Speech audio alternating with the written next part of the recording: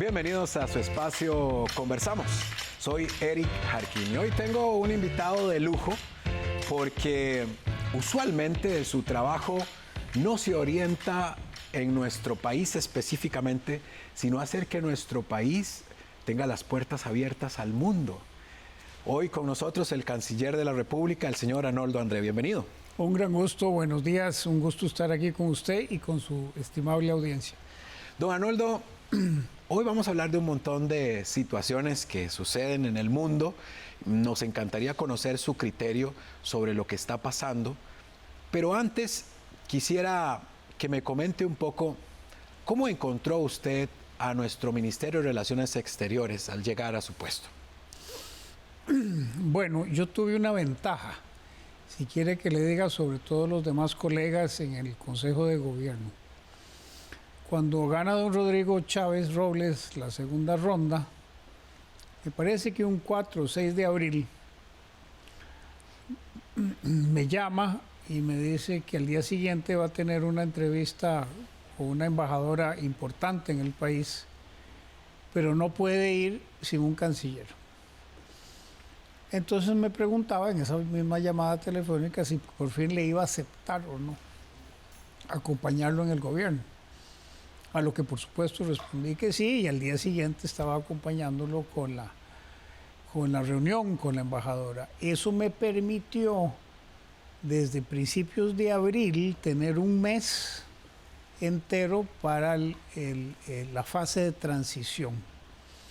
Y don Rodolfo Solano, ex canciller, fue muy amable, me dedicó por lo menos 3 mañanas enteras para ponerme al día de los temas que estaban sobre la agenda, e incluso me llevó con él a un viaje a Panamá el 3 o 4 de mayo, días antes de tomar poder, donde co-representamos a Costa Rica en una reunión del CARICOM, del Caribe, y el SICA, el Sistema Centroamericano.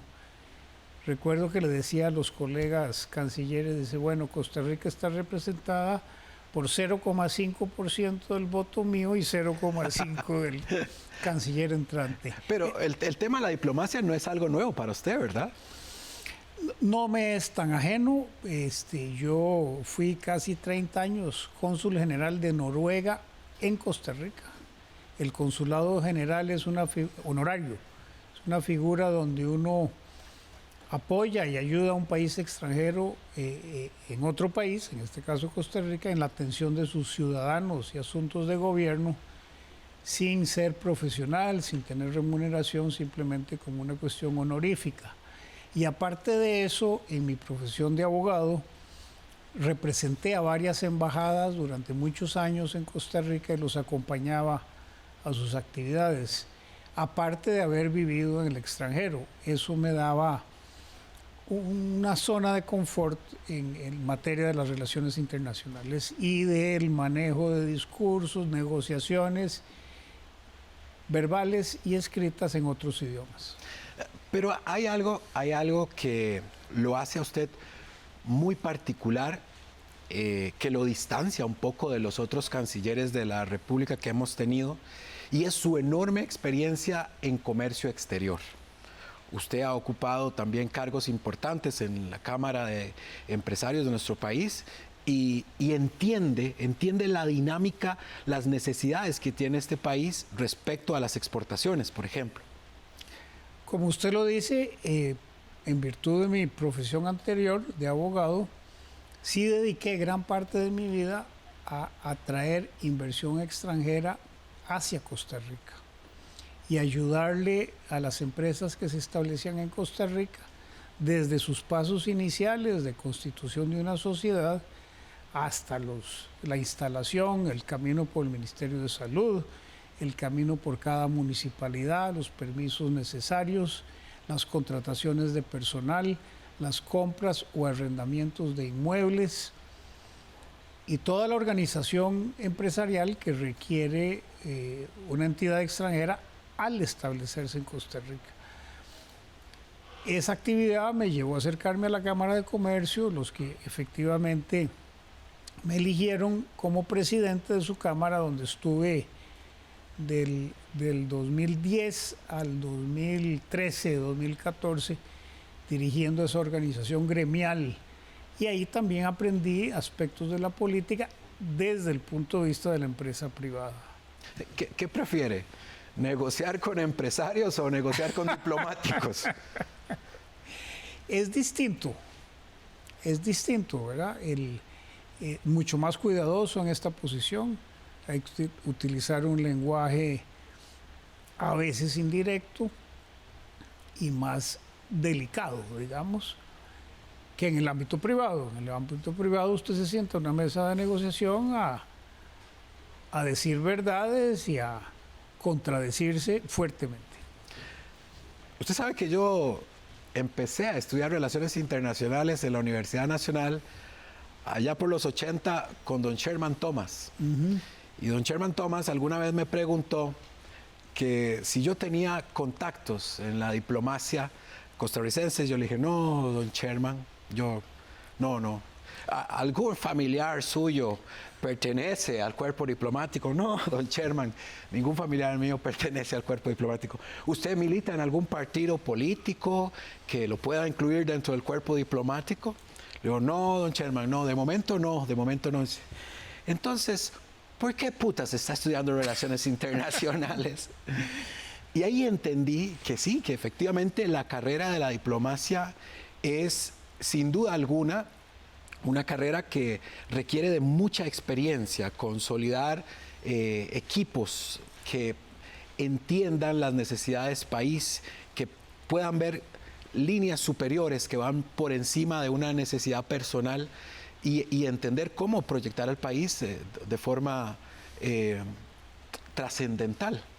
Bueno, en cuanto a las preguntas de don Sherman, ha cambiado, Costa Rica ha cambiado decididamente y el ministerio en concreto se ha profesionalizado casi a un 100%, diría yo.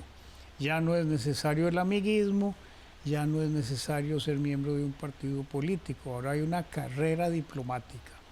Los jóvenes que quieren ser diplomáticos hacen sus exámenes de admisión y los que lo ganan ingresan a la carrera diplomática, al año de prueba y luego a los cursos necesarios donde se les va formando durante un año y luego pueden ser elegibles para optar por una posición en el ministerio. A raíz de un dictamen de la Procuraduría General de la República, yo no puedo designar en el extranjero a nadie que no tenga carrera diplomática, excepto embajadores. Los embajadores sí pueden ser designados, que se llama en comisión, o lo que le llamábamos aquí políticos. Aún así, esta administración Chávez Robles es la primera en nombrar a su gran mayoría de embajadores como embajadores de carrera en las mejores capitales del mundo. Van a España, a Madrid, a Roma, en Italia, a Bruselas, en Bélgica, a Canadá, por ejemplo. Todos y en su mayoría mujeres. Vamos a una breve pausa y ya continuamos hablando con el canciller de la República, el señor Arnoldo André, sobre este tema que no muchas veces se habla en televisión y es de suma importancia, la representación internacional de nuestro país. Ya regresamos.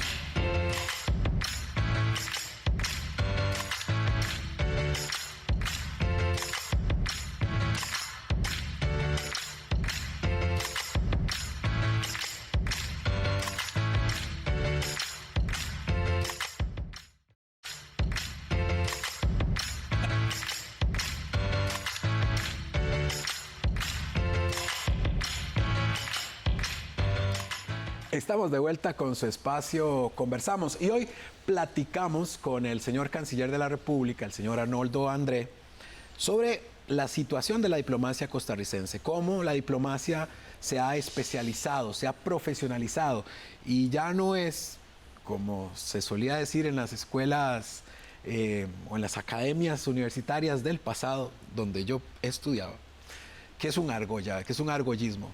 No, definitivamente nuestros diplomáticos están haciendo un enorme trabajo por tratar de resaltar los esfuerzos de nuestro país a nivel internacional. Hay esfuerzos que son muy valiosos, sé que Costa Rica va a pertenecer a una cumbre del océano y es un esfuerzo que me imagino pone muchas de las energías de la Cancillería, sobre todo por el nombre que tiene Costa Rica en el ámbito ambiental.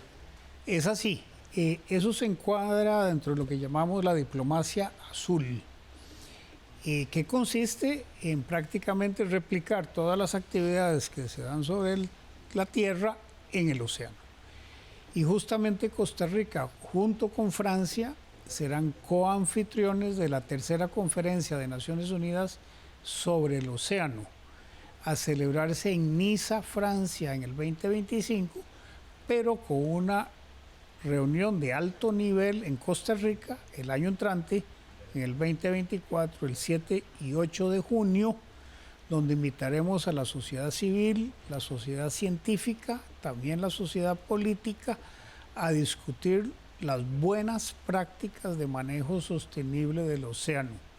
Costa Rica se ha venido distinguiendo por la lucha contra la contaminación por plásticos en el océano, por una moratoria en la minería del subsuelo marino, hasta tanto la ciencia no demuestre que es viable y no es contaminante, y ha procurado ampliar las zonas de biosfera y de protección del océano.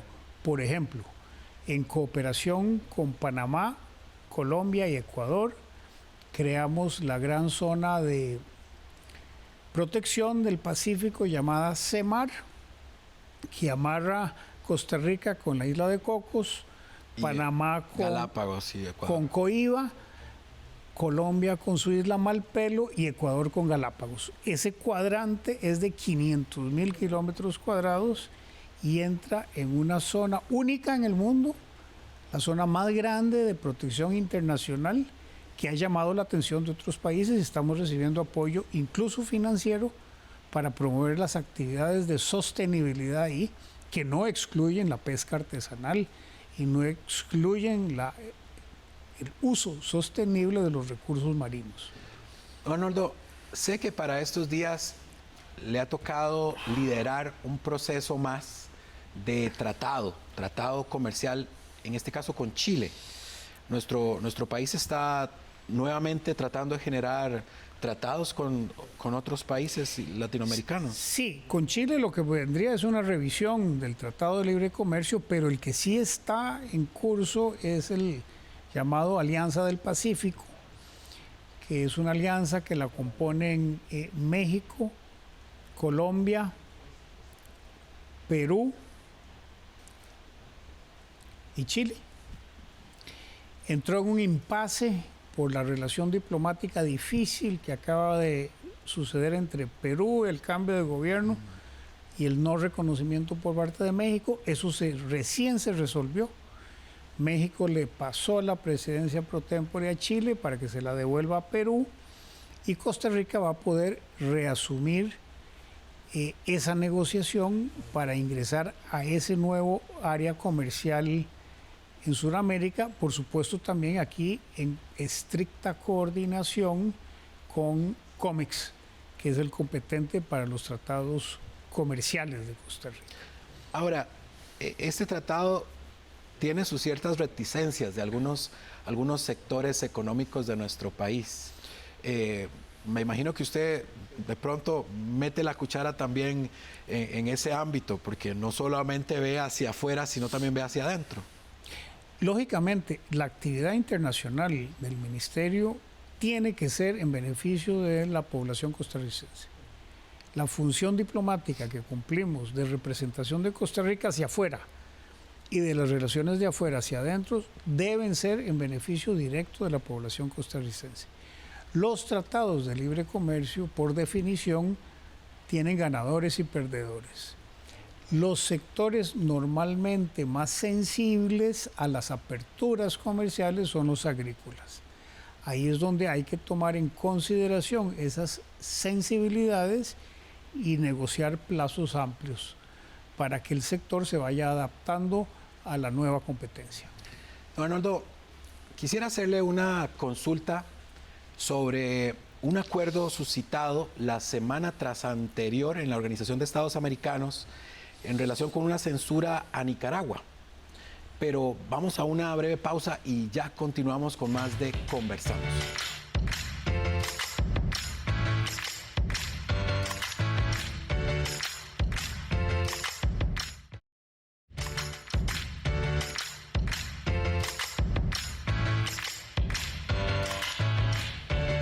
Estás viendo Conversamos y hoy platicamos con el señor Canciller de la República, el señor Arnoldo André, sobre la situación de la diplomacia costarricense y nuestras relaciones con el exterior. En el bloque anterior le preguntaba a don André cuál es su opinión respecto a la más reciente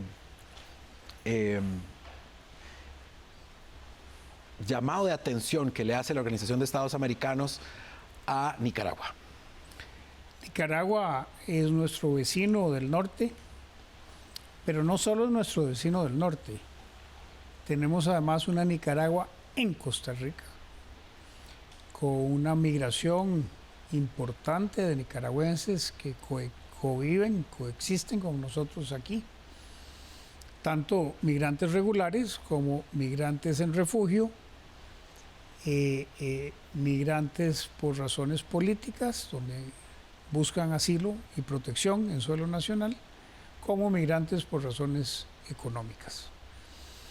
Así es que cualquier cosa que Costa Rica o el Ministerio de Relaciones Exteriores diga o haga en relación a Nicaragua va a tener un efecto o en el país vecino del norte o en la Nicaragua dentro de Costa Rica. Además, la mayoría de la oposición nicaragüense vive en Costa Rica. La mayoría, si no la totalidad de los medios de prensa nicaragüenses viven en Costa Rica, y todas aquellas organizaciones no gubernamentales que fueron canceladas en Nicaragua se han pasado a operar desde Costa Rica. Es para que entendamos que tenemos en realidad dos Nicaraguas. En relación a ello, nos interesa, y a Nicaragua también, una relación fronteriza pacífica, técnicamente correcta, donde operen los controles migratorios, aduaneros, fitosanitarios, incluyendo operaciones de seguridad conjuntas en las aguas fronterizas, donde no ha habido ningún problema y tenemos el tráfico mercantil y comercial entre los dos países fluye y hay un muy buen entendimiento en la relación fronteriza, en interés recíproco de ambas naciones. Eso sí, a nivel internacional, a nivel del Consejo de Derechos Humanos de las Naciones Unidas y al nivel de la OEA, la Organización de Estados Americanos que usted menciona, Costa Rica se ha sumado, desde luego, a todas aquellas resoluciones que acusan una grave y persistente violación de los derechos humanos, las libertades fundamentales en Nicaragua. En derecho internacional existe un principio de no interferencia en los asuntos domésticos de los otros estados. Los estados debemos respetarnos recíprocamente en nuestros procesos internos, con una excepción: los derechos humanos. La doctrina de los derechos humanos permite a los estados expresar sus preocupaciones respecto del respeto mismo. Recuérdese que en Costa Rica está la Corte Interamericana de Derechos Humanos, ahí en Barrio Los Yoses, que es donde se resuelven los casos donde individuos acusan a su estado de violación de esos derechos. Es por eso que Costa Rica tiene la obligación histórica, política y moral de apoyar a la población nicaragüense en cuanto a la violación de sus derechos.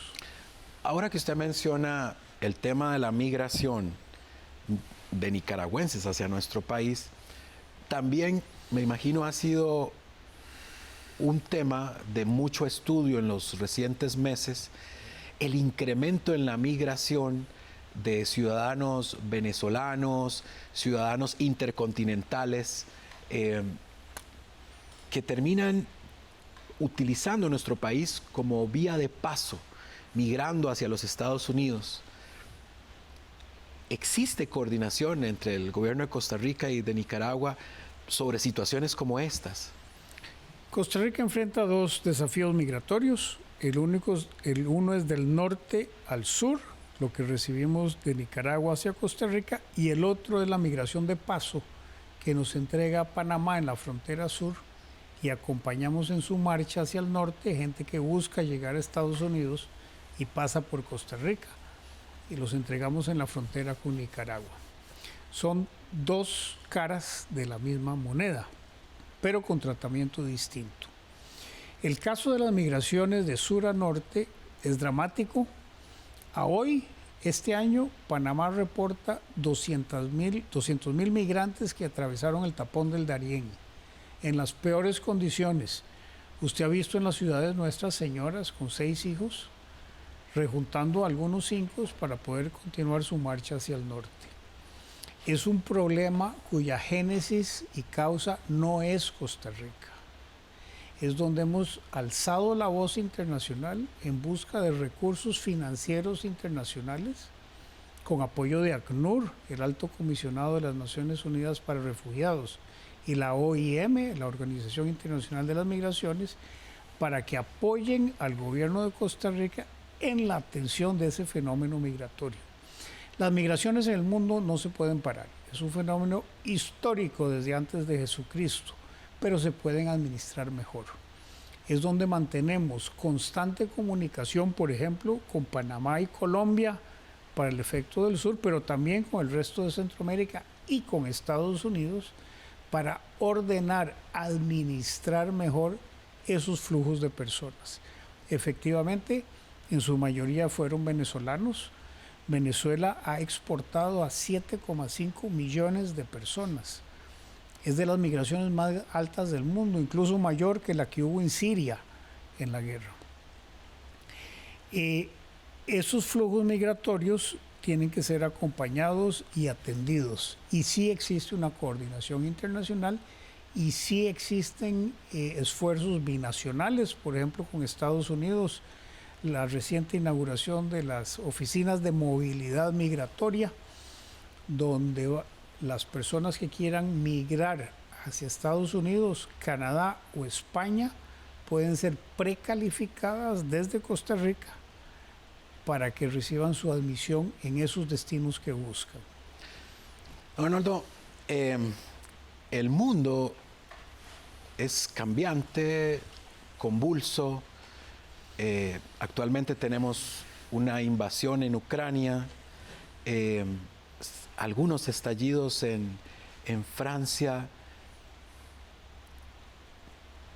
¿Cuál es el dilema actual de la Cancillería respecto a nuestro país?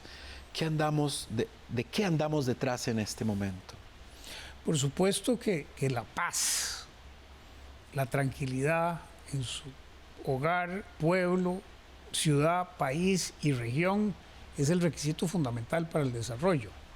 Si no hay paz, no puede la gente, el ser humano, desplegarse en todo su potencial. Le hacía esta consulta porque también se me viene a la mente Taiwán, que está en una situación difícil en relación con China. Sí. ¿Cómo hacer diplomáticamente para no interferir, ¿verdad?, en estas dos potencias que igual nos han ayudado enormemente? Sí, le decía entonces que la Cancillería tiene que concentrar sus esfuerzos en lograr la paz, primero en la región, el hemisferio, y después en el mundo. En tanto haya paz, se beneficia el país. Ahí acompañamos las iniciativas, por supuesto, de países amigos, y a nivel de organismos internacionales, las iniciativas que tienden a resolver esas situaciones. Una muy explosiva que usted no ha mencionado es la situación en Haití. Haití es de las peores catástrofes que podemos tener y está aquí nomás en el Caribe. Ahí nos unimos a los esfuerzos internacionales de los organismos internacionales para apoyar todas las iniciativas que tiendan a pacificar la situación. 1. 2. Logrando cooperación internacional para las áreas de desarrollo donde Costa Rica aún está muy quedada, principalmente los sectores rurales, fronterizos y costeros. Si usted lee recientemente que 2 millones de costarricenses no tienen bachillerato, Y si usted y yo sabemos que la educación es la base del desarrollo, la capacitación, pues obvio y evidente que este país necesita mayor apoyo en materia de enseñanza, de capacitación y de entrenamiento para lograr mejores y mayores puestos de trabajo. Don Arnoldo, muchísimas gracias por visitar Conversamos. Y sobre todo me llena mucho de ilusión y esperanza saber que usted, como muchos, es un tico que lleva la paz en las venas. Muchas gracias. Siempre bienvenido a Conversamos. Muchas gracias, un gusto haber estado con usted y con su estimable público. Y a ustedes también, gracias por habernos acompañado en este espacio en el que pretendemos, como bien lo hemos dicho otras veces, hacer patria.